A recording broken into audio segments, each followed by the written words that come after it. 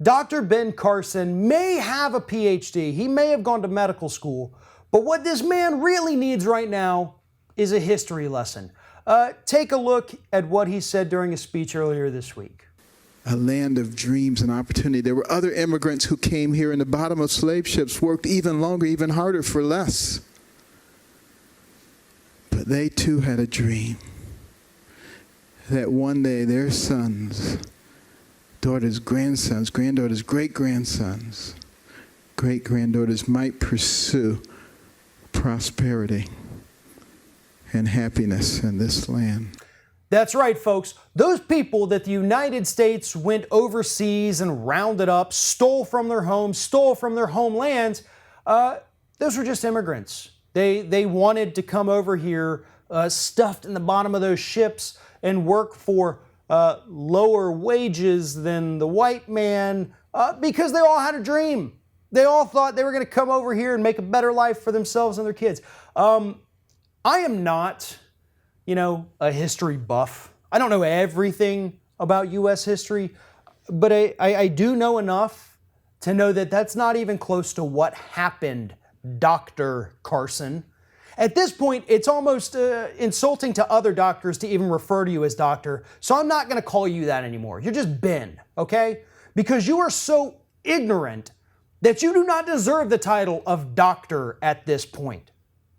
Those people that the United States ripped from their homelands were not immigrants. They were slaves. They were brought over here to work under hellish conditions for absolutely no pay whatsoever. And that's what they were. They weren't immigrants. They didn't want to come here. They were kidnapped. They were stolen. Families were torn apart. They had no idea what happened. That's what happened in United States history, Ben Carson. Your disgusting revisionist version of this is an affront to every single American citizen, not just African Americans. You're rewriting one of the ugliest parts of American history, and ugly or not, it is part of our history. And if we pretend that it didn't happen, that's even more insulting. But that is exactly what you are doing, Ben. At this point, I have to wonder if any of the stories about you, that movie with Cuba Gooding Jr., did any of that shit actually happen? You are by far one of the dumbest people in American politics today. So I'm sorry, I find it hard to believe that you could have ever been successful at cutting open people's heads and tinkering with their brains when you don't even know that slaves were slaves and not immigrants. That's very concerning to me, Ben, because this is basic U.S. history. My children are in elementary school, and they know more about U.S. slavery than you do. That shouldn't be the case.